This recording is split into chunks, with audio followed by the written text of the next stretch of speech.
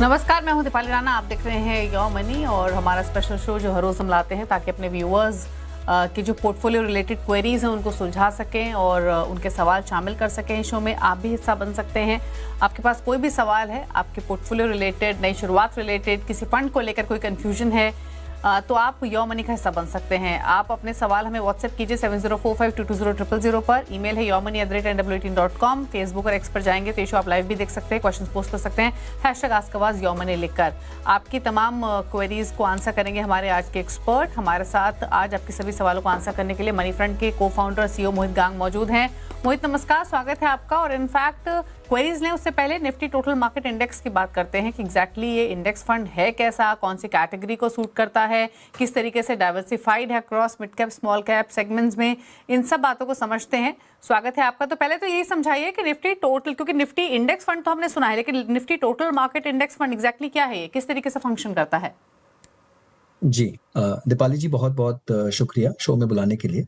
तो देखिए, जिस तरह से निफ्टी 50 इंडेक्स होता है या फिर निफ्टी मिड कैप 150 है या निफ्टी स्मॉल कैप 250 है, उसी तरह से अगर हम पूरे मार्केट को यानी पूरे बाजार के मार्केट कैप को एक साथ में जोड़ ले तो हमें Nifty total market index fund मिलता है। अब इसमें सारी लिस्टेड कंपनीज तो नहीं आ सकती। भारतीय बाजार में करीब करीब 3000 कंपनियां लिस्टेड हैं, बट जो टॉप की 750 कंपनियां हैं मार्केट कैपिटलाइजेशन के हिसाब से, उन सारी कंपनीज को जोड़कर एक इंडेक्स बनाया जाता है, उसे टोटल मार्केट इंडेक्स बोलते हैं। तो जो पहली कंपनी है मार्केट कैप से लेकर जो 750वीं कंपनी है, वो आपको इस इंडेक्स में मिल जाएगी। मतलब इस इंडेक्स में 750 कंपनीज का एक स्टॉक का पोर्टफोलियो होगा आपके पास में। इसमें Nifty 100, Nifty mid cap 150, Nifty small cap 250 और निफ्टी माइक्रो कैप 250, ये सारे ही जुड़ जाएंगे और आपको पूरे 750 कंपनीज का एक रूपांतर तरीके से आपको उसमें निवेश करने का मौका मिल जाएगा एक छोटे से अमाउंट के जरिए। अब आपको ये क्यों करना चाहिए और कब करना चाहिए? देखिए, अगर आप चाहते हैं कि आपको कोई दिमाग ना लगाना पड़े कि कौन से स्तर पर किस तरह की कंपनी में कब कैसे कितना निवेश करना है, कब उसे रीबैलेंस करना है, कहाँ से निकालना है, स्मॉल कैप के बजाय मिड कैप करना है या फिर लार्ज कैप में ज़्यादा पैसा लगाना है, तो जो एसेट एलोकेशन है, जो डाइवर्सिफिकेशन है, उस सब की प्रक्रिया से आप बचना चाहते हैं। आप एक बहुत ही पैसिव निवेशक हैं, आप बिल्कुल भी इन्वॉल्व नहीं होना चाहते। आप चाहते हैं कि बस आप एक लंबी, बहुत लंबी अवधि के लिए भारतीय बाजार पर लॉन्ग चले जाएँ। यानी अगर मैं बहुत ही बुलिश हूँ कि भारतीय इकोनॉमी और भारतीय बाजार बहुत लंबे समय के लिए अच्छा करेंगे, तो जो भारतीय बाजार की टॉप 750 कंपनियां हैं वो डेफिनेटली बहुत अच्छा करेंगी और वो इस बाजार को लीड करेंगी।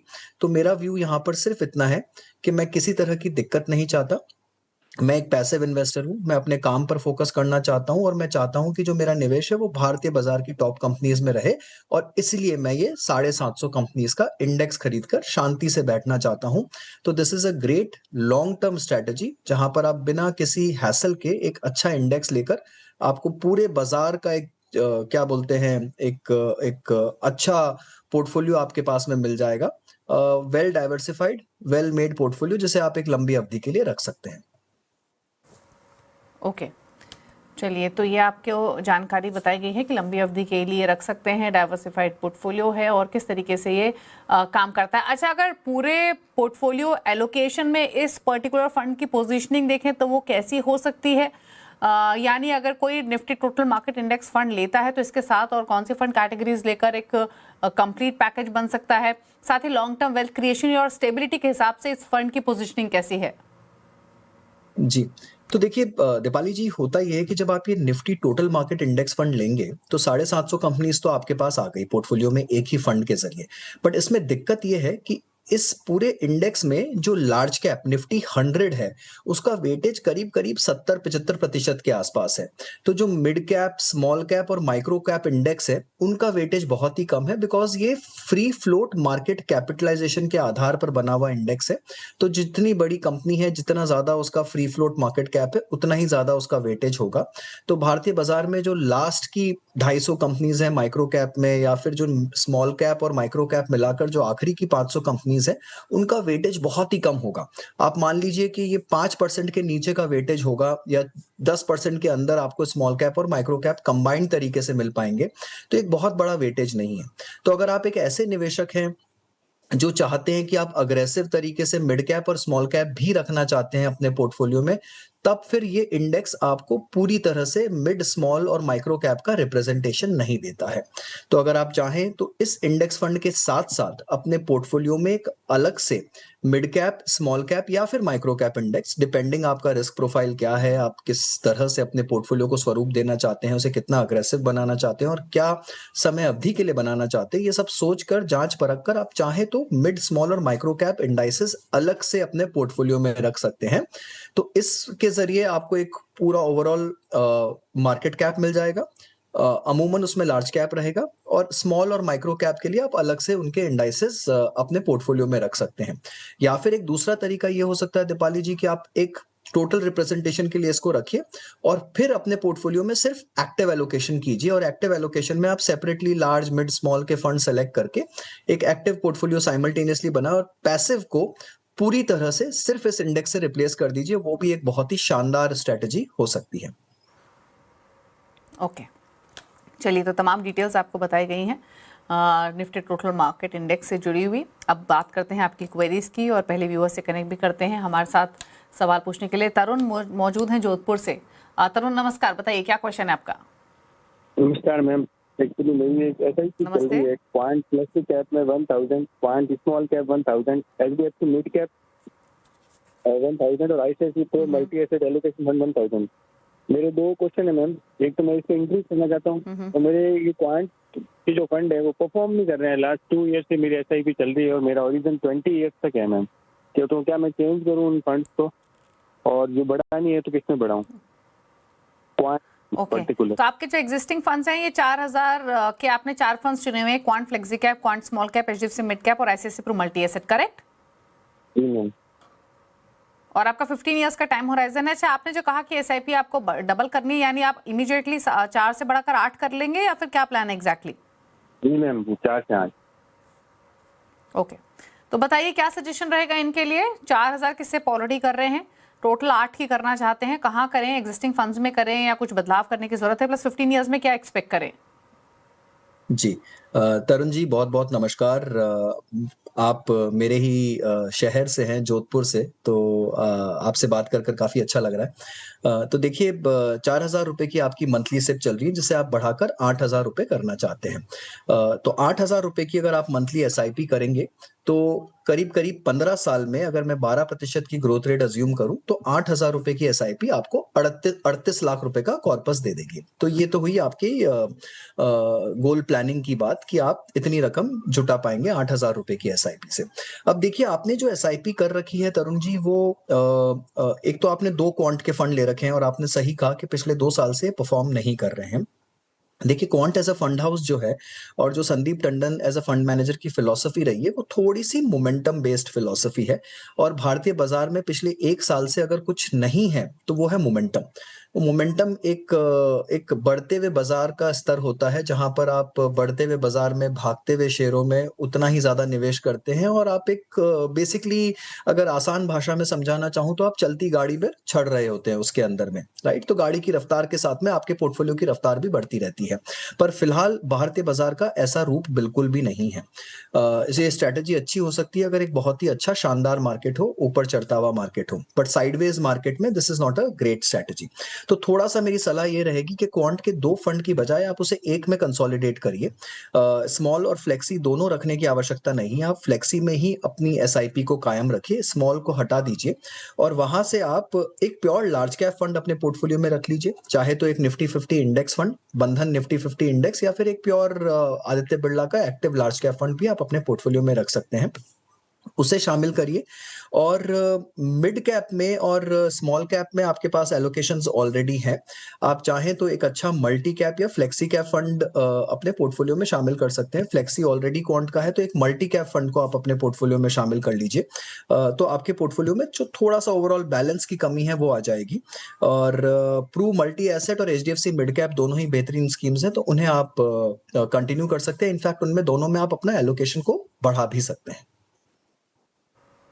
ओके, तो चलिए ये रही सलाह आपके लिए, आपके पोर्टफोलियो को लेकर थोड़े से बदलाव आपको सजेस्ट किए गए हैं। जो नया पोर्टफोलियो होना चाहिए उस हिसाब से बंधन निफ्टी 50 इंडेक्स फंड में आप 2000 डालिए, क्वांट फ्लेक्सी कैप में 2000 डालिए, एचडीएफसी मिड कैप में, क्वांट स्मॉल कैप में 1000 और ICICI Pru multi asset allocation में 1000। 38 लाख के आसपास की राशि आप इकट्ठा कर पाएंगे 15 सालों में। बाकी ये बदलाव आपको बताए गए हैं। अगले व्यूअर से कनेक्ट करते हैं। संदीप तोड़कर सांगली से हमारे साथ मौजूद हैं। संदीप जी नमस्कार, पूछिए अपना सवाल। हाँ नमस्कार। मैंने अभी 5000 की SIP शुरू की है और मेरा फंड कॉर्पस 25,000 है अभी उसमें। तो मैं ये जानना चाहता हूँ कि मेरा एक करोड़ का टारगेट है इन फ्यूचर 15 से 20 साल में। तो क्या मुझे और कितनी SIP बढ़ानी होगी करंट पोर्टफोलियो में? ओके, तो आपकी एग्जिस्टिंग सिप है 5000 की, 25,000 पोर्टफोलियो की वैल्यू है और 15 से 18 साल में 1 करोड़ का लक्ष्य पाने के लिए कितना SIP इंक्रीज करना पड़ेगा? 15% टॉपअप आप हर साल करेंगे, ये आपका प्लान है, राइट? हाँ 15%, राइट। एग्जिस्टिंग फंड्स के नेम और मैं मेंशन कर रही हूँ, सुनिए please Sandeep ji. Motilal Oswal mid cap, Bandhan large mid cap, Parag Parikh flexi cap, Nippon India small cap और आईसीआईसीआई प्रू मल्टी एसेट, इन 5 फंड्स में 1000 ईच आप डिप्लॉय कर रहे हैं, करेक्ट? हाँ करेक्ट है। ओके, चलिए पूछ लेते हैं क्या राय रहेगी इनके पोर्टफोलियो पर और इनके गोल पर। जी तो संदीप जी देखिए, आपका जो एनुअल SIP है अभी, सॉरी मंथली जो SIP है आपका 5,000 रुपए का, आप उसमें एनुअल स्टेप अप करना चाहते हैं 15% का। अगर आप एनुअल स्टेप अप करें और उसमें मैं अगर 12% की रेट अज्यूम करूं जो आपके रिटर्न्स की रेट है, तो आप 5,000 रुपए की SIP से अगले 18 साल में 1 करोड़ का कॉर्पस बिल्कुल आसानी से जुटा लेंगे। जो आपका लक्ष्य है आप उसे हासिल कर लेंगे। बट यहाँ पर सबसे क्रूशियल बात यह है कि वो स्टेप अप आपको करना ही होगा, आप उसे मिस नहीं कर सकते। तो वो आपको कायम रखना होगा हर साल 15% का स्टेप अप। जो आपका करंट पोर्टफोलियो है वो फिलहाल अभी 25,000 रुपए का है, वो बढ़कर कुछ 2 लाख रुपए का हो जाएगा। तो कुल मिलाकर आप 1 करोड़ 2 लाख रुपए की रकम जुटा लेंगे 18 साल में अपने लिए। आपने शायद अपना NPS का पोर्टफोलियो भी दे रखा था कुछ। अगर 17 साल के हिसाब से मैं अगर आपके NPS का रिटायरमेंट पोर्टफोलियो देखूं और वहां पर मैं 8% की रेट अज्यूम करूं, तो वो करीब करीब बढ़कर 1 करोड़ 3 लाख रुपए के आसपास, 30 लाख रुपए के आसपास हो जाएगा, राइट। और अगर उसमें रिटर्न्स थोड़े अच्छे होते हैं, 10% के आसपास रिटर्न आते हैं, तो वो बढ़कर आपका 1 करोड़ 65 लाख रुपए हो जाएगा। तो ये रही आपके SIP और NPS के 2 अलग अलग कॉर्पस की बात रही आपके फंड सिलेक्शन की, तो वो आपने बहुत ही उम्दा और बहुत ही शानदार फंड सिलेक्शन कर रखा है। वहां मुझे नहीं लगता कि आपको किसी भी तरह के कोई भी बदलाव की आवश्यकता है।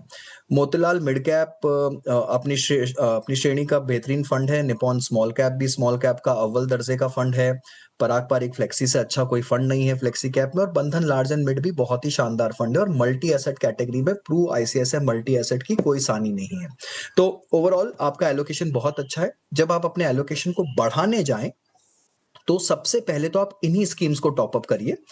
उसके बाद अगर आपको कोई नई स्कीम ऐड करनी है तो एक proper pure large cap fund को अपने पोर्टफोलियो में जगह दे। वहां पर आप एक index fund, Nifty 50 index fund या निफ्टी 100 इंडेक्स फंड को अपने पोर्टफोलियो में शामिल कर सकते हैं। अदरवाइज आपका पोर्टफोलियो पूरी तरह से अच्छा और सक्षम है, उसमें आपको किसी और डिलीशन की या एडिशन की आवश्यकता नहीं है। आप सिर्फ अपनी एग्जिस्टिंग स्कीम्स को ही बढ़ाइए। ओके, चलिए तो ये रहा सजेशन आपके पूरे पोर्टफोलियो को लेकर, अकॉर्डिंगली आप बदलाव कर सकते हैं। विवेक दिल्ली से हैं अगले व्यूअर हमारे साथ बातचीत करने के लिए। विवेक नमस्कार, पूछिए क्या सवाल है आपका। नमस्कार मैडम, मैं दिल्ली से विवेक बोल रहा हूँ। मेरा पोर्टफोलियो मैंने आपको भेजा था रिव्यू के लिए। मेरी अभी 80,000 मंथली सिप चल रही है और मेरा एग्जिस्टिंग पोर्टफोलियो अराउंड 55 लाख का है। मेरे 3-4 सवाल थे। एक तो जो मेरा पहला सवाल है कि मेरे पास एक large and mid cap fund है, तो क्या लार्ज एंड मिड कैप होना चाहिए या सेपरेटली लार्ज कैप और मिड कैप फंड को रखना चाहिए? ओके, सेकंड जो है मुझे 20,000 SIP एडिशनल करनी है, उसको 1 लाख तक लेके जाना है, तो कौन से फंड एग्जिस्टिंग में उसको करना है या फिर न्यू फंड कोई और सिलेक्शन करना चाहिए? तीसरा मेरा सवाल है, 15 लाख रुपए का सरप्लस है जो 6 महीने के लिए मेरे पास है, उसको मैं कहाँ इन्वेस्ट करूँ? ठीक है, ठीक है, मैं एक एक करके एक बार सम अप कर देती हूँ आपके क्वेश्चंस को। तो मोहित, सबसे पहले तो इनका जो एग्जिस्टिंग सिप चल रही है वो 80,000 रुपये महीने की चल रही है। 55 लाख ऑलरेडी पोर्टफोलियो की वैल्यू हो चुकी है और इस सिप को ये 80,000 से बढ़ाकर 20,000 की करना चाहते हैं, 1 लाख की करना चाहते हैं, यानी 20,000 का टॉपअप करना चाहते हैं फॉर 13 ईयर्स। पहला सवाल तो ये रहा कि ये 20,000 एडिशनल इन्वेस्टमेंट कहाँ करें और एग्जिस्टिंग सिप पोर्टफोलियो इनका कैसा है, कौन सा पोर्टफोलियो है। Jio BlackRock Nifty next 50 12,000 पर month, Motilal Oswal business cycle 8,000 पर month, Motilal Oswal large mid cap 15,000, Bandhan small cap 15,000, Kotak multi cap 15,000 और Jio BlackRock flexi cap 15,000। तो पहला पार्ट एग्जिस्टिंग पोर्टफोलियो प्लस 20,000 का एडिशनल इन्वेस्टमेंट कहाँ करें। दूसरा सवाल, जैसे इन्होंने कहा कि पोर्टफोलियो में लार्ज कैप मिड कैप अलग अलग रखें या लार्ज और मिड कैप एक साथ रख सकते हैं, या क्या राइट अप्रोच होनी चाहिए। और तीसरा सवाल, 6 मंथ्स के लिए 15 लाख का लमसम इन्वेस्टमेंट करना है, कहाँ करें। 13 ईयर्स में 10 करोड़ का टारगेट लेके चल रहे हैं, बताइए। जी तो विवेक जी देखिए, सबसे पहले आपके टारगेट्स की बात कर लेते हैं। 80,000 रुपए का आपका SIP चल रहा है अभी, जिसे आप 10% से स्टेप अप करना चाहते हैं हर साल। तो ये करीब करीब आपको 5 करोड़ 38 लाख रुपए की रकम आपकी यहाँ पर जमा हो जाएगी। यहाँ मैंने 12% का रिटर्न अज्यूम किया है। और जो आपका करंट पोर्टफोलियो है 55 लाख का, वो भी कंपाउंड होकर बढ़कर करीब 2 करोड़ 39 लाख के आसपास पहुंच जाएगा। तो कुल मिलाकर 7 करोड़ 78 लाख रुपए की रकम आप जमा कर लेंगे 13 साल में 12% की ग्रोथ रेट के साथ में, राइट। तो आपका जो टारगेट है 10 करोड़ का, आप उससे थोड़ा सा कम रह जाएंगे। बट यहां पर अगर आप अपनी SIP को बढ़ाकर 1,10,000 पर ले जाते हैं, आप 80 से उसे 1 लाख बढ़ाने की बात तो कर ही रहे हैं, थोड़ा सा और इसे पुश करिए और इसे 1,10,000 पर ले जाइए, तो आप अपना 10 करोड़ का टारगेट जो है वो आसानी से हासिल कर लेंगे। तो ये तो रही बात आपके लक्ष्य की और गोल की। अब देखिए, आपने सबसे पहला सवाल किया है कि क्या large and mid cap fund सही है या लार्ज और मिड अलग अलग होना चाहिए। देखिए, इसका कोई एक करेक्ट टेक्स्ट बुक आंसर नहीं है। सब अपनी अपनी प्रोफाइल और आपके रिस्क एपेटाइट पर पूरी तरह से निर्भर करेगा। अगर आप चाहते हैं कि आप अपने रिस्क को थोड़ा कम रखना चाहते हैं और मान लीजिए आपके पास 100 रुपए, मैं एक उदाहरण के तौर पर बता रहा हूं, तो आप एक प्योर लार्ज कैप फंड में 70 रुपए डालेंगे और मिड कैप में 30 डालेंगे। जब आप एक large and mid cap fund चुनते हैं तो वो भी करीब करीब इसी फॉर्मूले को अपनाता है। वहां पर लार्ज कैप वैसे कोई बंदिश नहीं है ऐसा कि आपको लार्ज में ऊपर ही रखना है एलोकेशन, बट जितने भी फंड्स हैं आप उसमें देखेंगे कि करीब करीब 60-65% लार्ज कैप एलोकेशन ही रहता है और मिड कैप थोड़ा कम रहता है।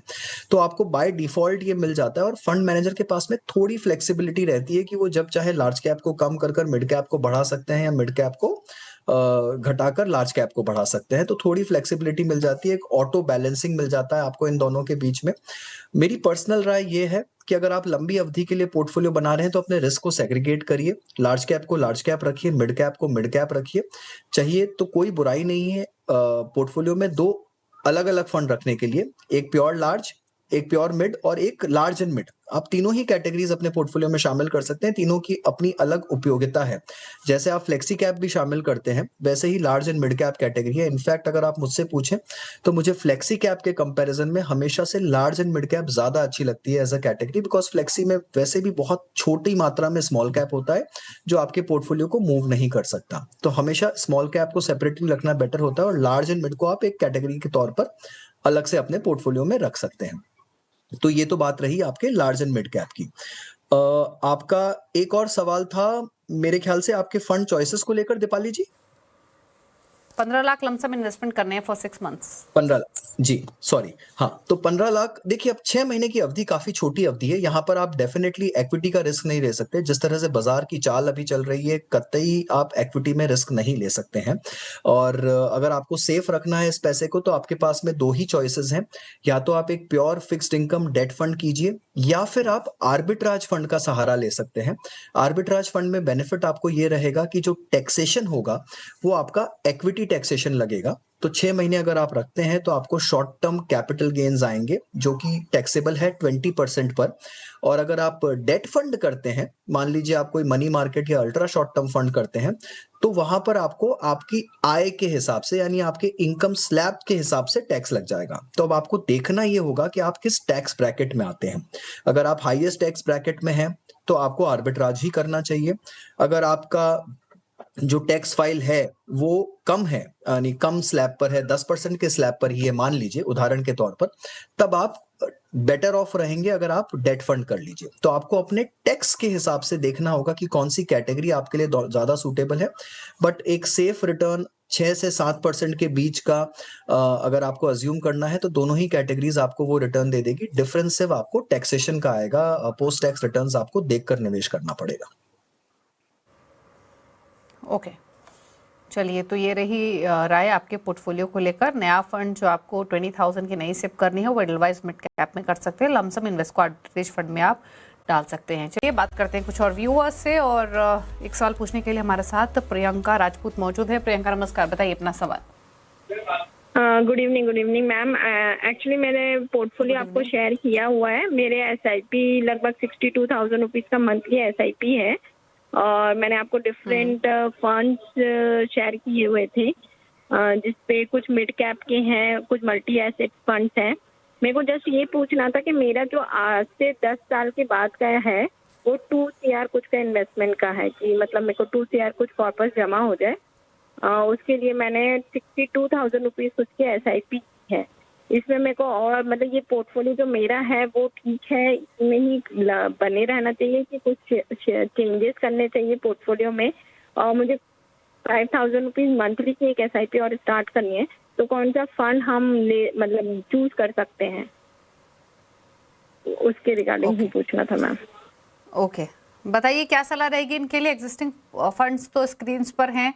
Canara book of flexi cap 4,000, DSP small cap 4,000, 5,000 Edelweiss mid cap 4,000, Invesco India contract 5,000, Kotak mid cap, Motilal Oswal mid cap 5,000, Nippon India growth mid cap 5,000, Nippon India small cap again 3,000, 2 crore का target 12 years में 39,000 monthly SIP. एक चीज बताइए प्रियंका, आपके portfolio की value कितनी है अभी, और आपने एडिशनल सिप कितना बताया और करना चाहती हैं? टोटल जो वैल्यू है अभी 29,83,000 की वैल्यू है। 5,000 रुपीज़ का एडिशनल SIP मेरे को ये स्टार्ट करना है। उसके रिगार्डिंग ही है मैम। और 2 CR का तो 30 लाख की पोर्टफोलियो की 10 ईयर्स में। ओके, 10 to 12 ईयर्स में 2 करोड़ का कॉर्पस, 30 लाख पोर्टफोलियो की वैल्यू है। एडिशनल सिप करनी है 5,000 की। बताइए क्या सलाह इनके लिए। जी, तो प्रियंका जी देखिए, आपका जो मंथली SIP है अभी वो 39,000 रुपए का है, और ये करीब करीब आप इससे 90,61,000 रुपए के आसपास की रकम जोड़ लेंगी। जो आपका एग्जिस्टिंग पोर्टफोलियो है 29,83,000 का, वो बढ़कर कुछ 92,64,000 के आसपास पहुंच जाएगा। तो कुल मिलाकर दोनों को आप 1,83,00,000 रुपए के आसपास की रकम जुटा लेंगी 10 साल में। ये मैंने 10 साल के हिसाब से अनुमान लगाया है, और यहाँ पर मैंने 12% की ग्रोथ रेट अज्यूम करी है आपके पोर्टफोलियो के लिए। अब तो ये तो रही बात आपके लक्ष्यों की, तो अब थोड़ा सा कम रह जाएंगी 2 करोड़ से, तो आपको थोड़ा सा अपने SIP की रकम को बढ़ाना होगा। आप जो 5,000 एडिशनल सोच रही हैं, मेरे ख्याल से उससे आप अपने कॉर्पस के आसपास पहुंच जाएंगी। अब देखिए, जो आपका एक्जिस्टिंग पोर्टफोलियो प्रियंका जी, वहां पर आपने 5 मिड कैप फंड सेलेक्ट कर रखे हैं, जो कि बहुत ज्यादा लग रहे हैं मुझे, और बहुत हाई डिग्री ऑफ ओवरलैप भी है इन फंड्स में। इतने ज्यादा मिड कैप फंड्स की आपको आवश्यकता नहीं है। और तो यहाँ पर आप कोशिश करें कि इन्हें किसी 2 अच्छे मिड कैप फंड्स में कंसोलिडेट कर लीजिए। उसके लिए आप चाहें तो ईडलवाइज मिड कैप और मोतीलाल ओसवाल मिड कैप में आप अपने सारे फंड्स को कंसोलिडेट कर सकती हैं। दोनों ही फंड आपके पोर्टफोलियो में ऑलरेडी एग्जिस्टिंग है, राइट। और आप एग्जिस्टिंग जो आप नया 5,000 रुपए का SIP देख रही है, तो उसे आप 2 तरीके से देख सकती हैं। या तो आप एक pure large cap fund, Aditya Birla frontline equity fund, जिसे अब Aditya Birla large cap fund कहा जाता है, या फिर निफ्टी 50 इंडेक्स फंड, इन दोनों में से कोई एक प्योर लार्ज कैप फंड ले लीजिए। या फिर आप चाहें तो एक डाइवर्सिफाइड एलोकेशन के लिहाज से गोल्ड एंड सिल्वर को अपने पोर्टफोलियो में शामिल कर सकती हैं, Edelweiss gold and silver ETF FOF के जरिए। तो अगेन दोनों ही अच्छे हैं, अच्छे सिलेक्शंस है। डाइवर्सिफाइड कर देंगे आपके पोर्टफोलियो को थोड़ा सा आप मिड कैप को कंसोलिडेट करिए, और ओवरऑल फिर मुझे लगता है कि आपका पोर्टफोलियो अच्छा स्वरूप ले लेगा। ओके, चलिए, तो ये राय रही आपके पोर्टफोलियो को लेकर। समय की कमी है इसलिए और सवाल तो शामिल नहीं कर पाएंगे। थैंक यू मोहित शो में आने के लिए और सभी क्वेरीज को आंसर करने के लिए। लेकिन जाते जाते मोहित के जो टॉप 4 फंड्स हैं वो आप अपनी स्क्रीन पर देख सकते हैं। पोर्टफोलियो कॉम्पोजिशन करना हो तो इन रिकमेंडेशंस के साथ जा सकते हैं जो आपकी स्क्रीन पर है। थैंक यू मोहित आने के लिए शो में। इसी के साथ न्यू मनी में तो इतना ही। ब्रेकफास्ट पर भी खबरें जारी हैं। नमस्कार।